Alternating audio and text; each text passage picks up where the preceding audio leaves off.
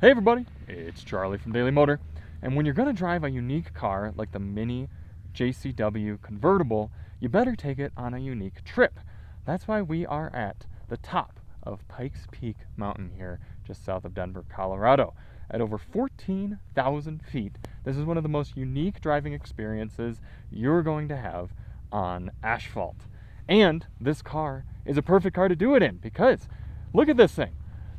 Despite so many cars these days trying to all fit into the norm, trying to look the same with this generic styling and generic colors and pick which shade of monochrome that you get and just all kind of blend in, the Mini lineup is still daring to be different.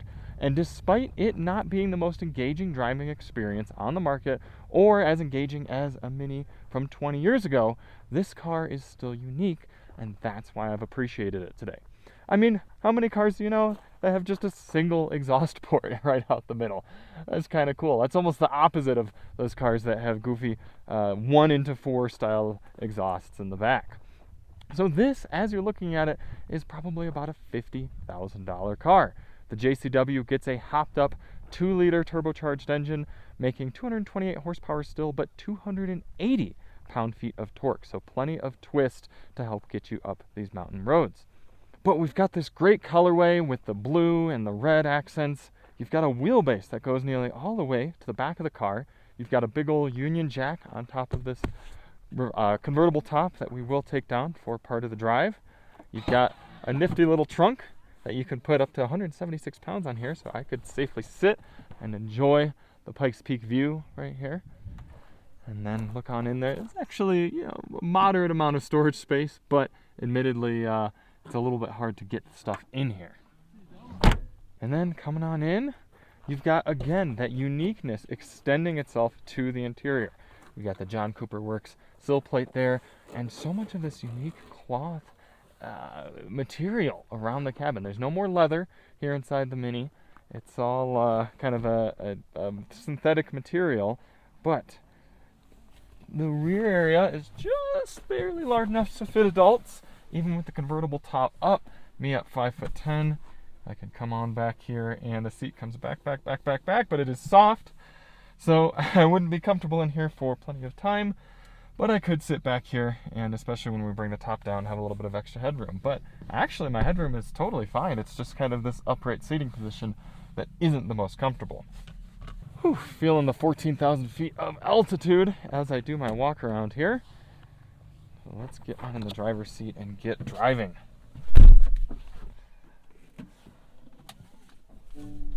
New generation of Minis starting in the 2025 model year, and not really any dramatic changes for the last 2 years.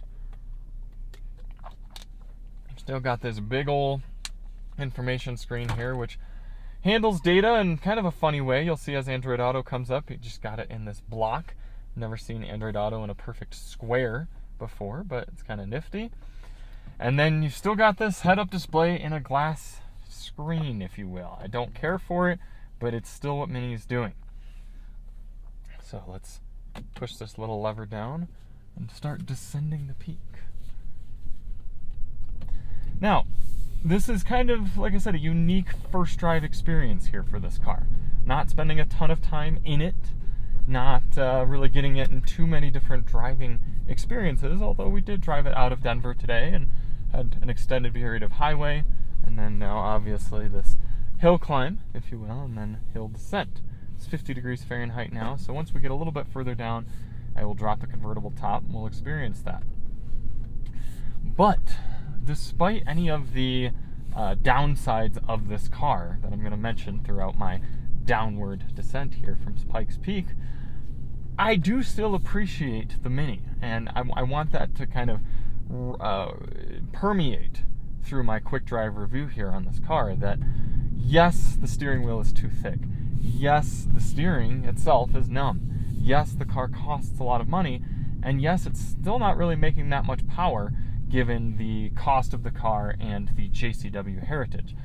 All that being said, I appreciate the uniqueness of this car because so many other vehicles you get in, like I said at the beginning of the video, are just bland and generic and don't even stand out on the road, whereas this still has plenty of fun colors inside and out, cool, unique designs, and despite some of these aspects being quirky, I appreciate them. And look at that view, holy cow.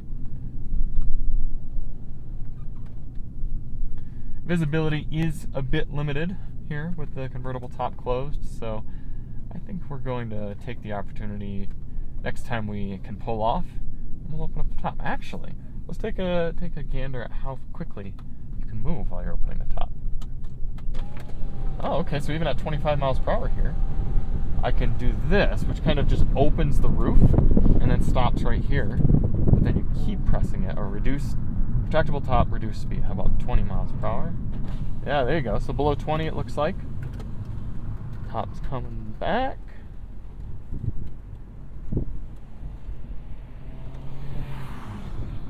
Alright. Put on our muffs. This wireless device charger is one of the niftiest that I've experienced. You sort of put your phone in this seatbelt, if you will. This strap it in, and then it sits there in one place and wirelessly charges. And it's smart and well designed for a number of reasons. First of all, it keeps the phone from moving back and forth. Second of all, it's upright, so you can kind of see part of your screen as notifications come in. Third, it's blocked by most sunlight, so your device doesn't heat up all that much. It's actually one of my favorite designs for a wireless device charger. It's kind of nifty. Rather than drive modes in the minis these days, you have experiences, which are controlled here by this toggle. You start in core, and then you can go down into green. And all of these experiences change the styling of this center screen, as well as the head-up display in front of you, and they change the driving dynamics of the car depending on the experience. So here in green, it's supposed to be a little bit more fuel efficient, kind of give you this focus on how fuel efficient are you being. And then you can dial down into vivid.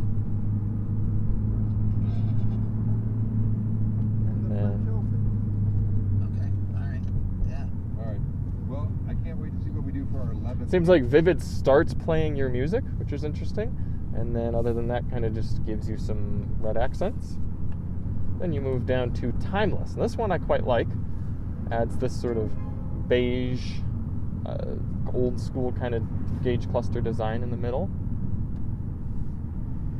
And you probably can't quite see it, but it also changes the head-up display to kind of an old-timey serif font up there. Then continuing down with the experiences, we have Balance. Now, I don't quite know what Balance does, but it kind of seems like it's equivalent to, in some cars, when you get a Calm screen, because it takes away just about all the information from the center. It simply gives you your speed limit, and a very mild and subtle RPM gauge and fuel gauge. And then all the way up at the other end, you have Go-Kart, which is your sport mode now. And take a listen. You have a man who comes in and goes, woo-hoo! And then the screen gives you a G meter, it gives you engine coolant temp, turbo boost pressure, pound footage, and horsepower, as well as your information up on the top of the screen, which we've been seeing for a while. Now, I don't know how many opportunities we will have to truly take advantage of go-kart mode on our descent. Some of these cars seem quite content at doing well under the speed limit, but if we get a little bit of open road here on Pikes Peak, I'll open it up a little bit for you, but if not, I'll drop in some of our footage coming up the mountain from the winding road no talking drive. Alright, now we finally have that inconsiderate Mazda out of the way. We can do a little bit of go-kart. Back out of Timeless.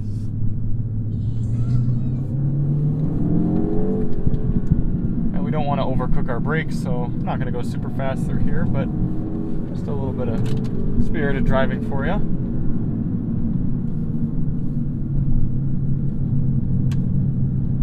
Sure, it won't be too long before we catch up to another set of cars anyway. I am a bit surprised that we don't have a little bit more pop and burble from this powertrain. Now, some of the old JCWs came with an optional exhaust. Oh wow, this is like a Nissan Datsun drive. That's kind of fun. Z's. Very cute. Anyway, and we're already catching up to Gold Wings. But the old JCWs, you could get this optional sport exhaust that had a Bluetooth adjusted baffle, and that thing was hilarious. You could get some ridiculous pops and burbles out of that exhaust. So I'm a little disappointed not to have a little bit more character out of that single exhaust here on this one, but yeah, it's doing fine. Oh, orange Z. I think that's the most Nissan Zs, the new generation, that I have seen since they came out. I elected to avoid the highway for my trip back into Denver, so we'll be getting some fun little roads here. Get it down into S mode, toss the car around a little bit for you.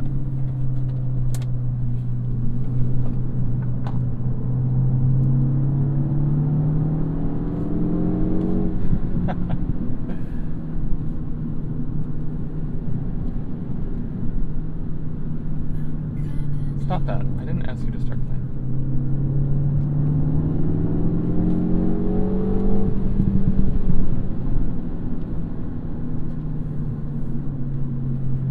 That's the thing, is you don't have to look far in Colorado to find good roads. Or at least, I should say, the western side of Colorado. East, good luck. But you do often get caught behind Subarus, so that is a thing.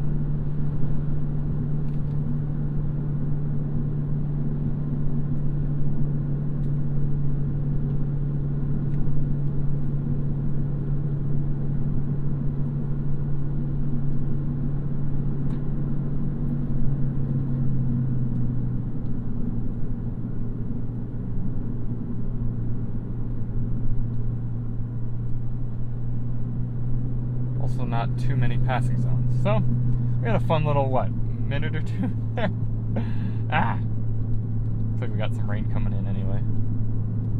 There's one thing I was trying to find earlier. Where is my traction control off button? Lane departure, drive off support. Do we not even have traction control off? Mini sound. Alright.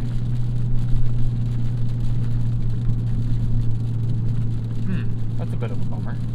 See, again, JCW, they just seem to be moving in such a direction away from drivers-focused cars and toward these sort of kind of quirky luxury cars. And I can't fully blame them. But I talked about it a few years ago in a video about what Mini is becoming. It was when they announced that they were going to be done with the manual transmission, and we are fully seeing that now. Mini is not a driver's brand anymore. It's kind of an owner's brand. It's supposed to be sort of a look at me, my car is different, as opposed to look at me, my car drives better. I mean, it's fine. It's just a different sort of LC500, a different sort of intention. We have ourselves of the Subaru, and we are outrunning the rain only just. So let's see if we can get a few more corners in.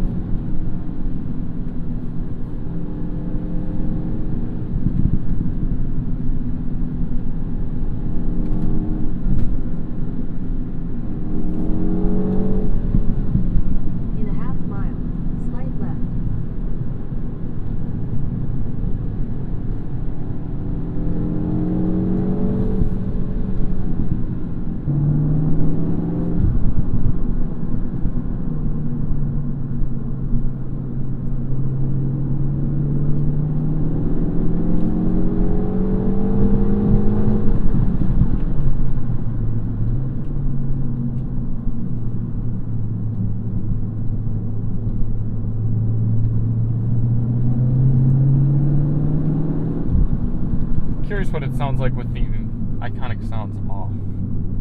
Did we get to that? That was here, right? Mini sound. That turns off the piped-in noise. I appreciate that you can do that. It's not as bad as it is in sport mode in some of the cars like the 3 Series, M3, but still, some people don't want that fake noise. They just rather have it pure like this. And, if it's all just through the speakers, why not give us the option to turn it off? So I appreciate that.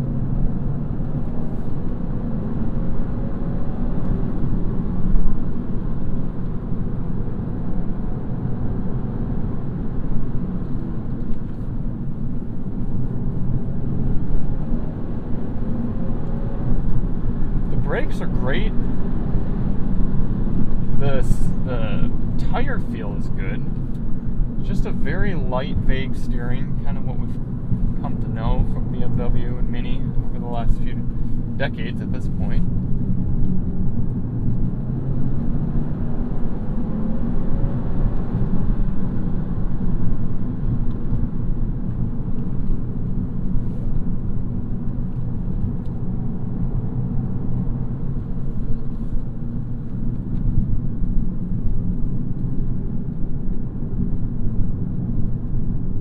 Do a little bit of top down. This is a convertible after all. We can slow ourselves down to 30 in order to open the top. Or not 30, 20. And I smell the forest around me. That's nice. Hop on the muffs. Let's hit it.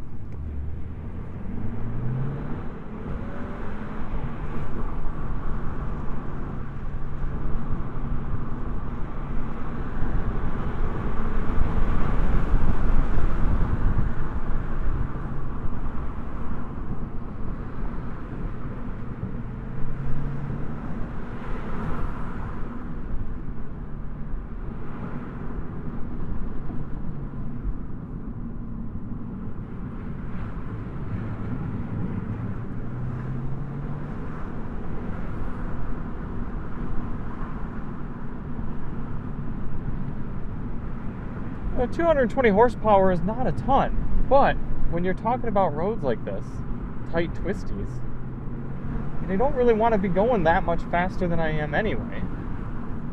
So the power works, especially with all that torque. I mean, yeah, it was breathing a little bit going up the hills, going to Pikes Peak, but like this is great.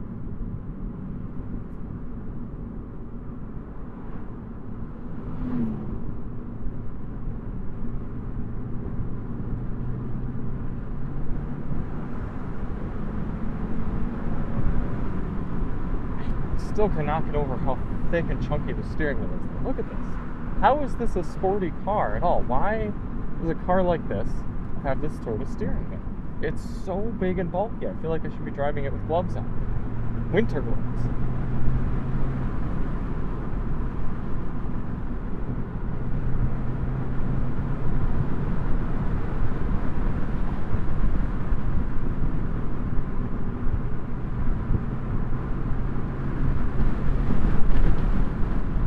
Suspension is still a bit firm.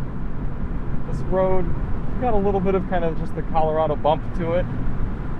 And when I'm driving spiritedly like this, I appreciate it, but the daily driving on the highway and just kind of chilling out earlier today, I was getting a little tired. So that would be maybe one reason to consider the S over the JCW, is just the ride.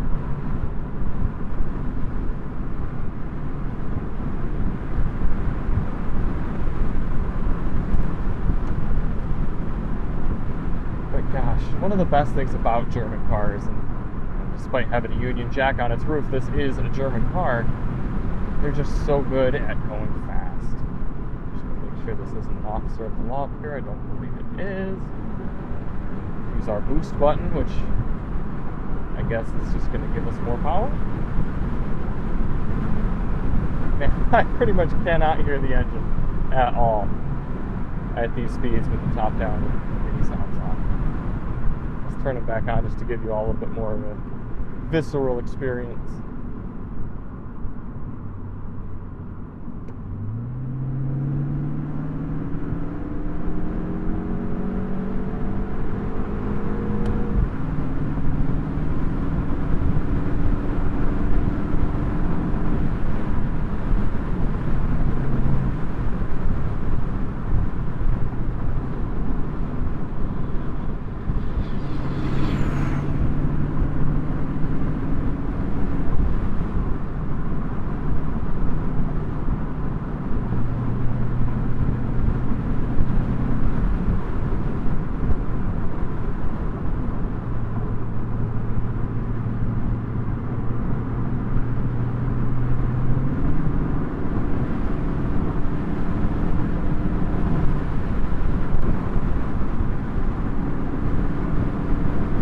Obviously, the convertible is going to be a little bit heavier and have a little bit more flex than the coupe. But there really aren't too many four-seater convertibles anymore these days. They're coming fewer and further between.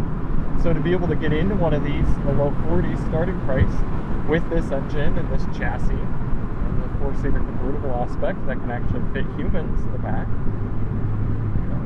you might balk at it a little bit, but you don't have too many other options. I have speedily pulled off in order to shoot a little wrap-up here on the car because the rain is actually starting to come down right now. So we are going to get our top up, park this thing, and do one last little walk around on it. Like I said at the beginning, I appreciate that Mini is doing this with their cars because there's just not much on the market these days that comes in fun colors, looks unique, drives different. You know, it's not going to be everybody's cup of tea. I'm not saying it's for everyone or is going to sell great or anything like that. But I like that they're still doing the JCW. I like that they're still doing the unique ownership experience here.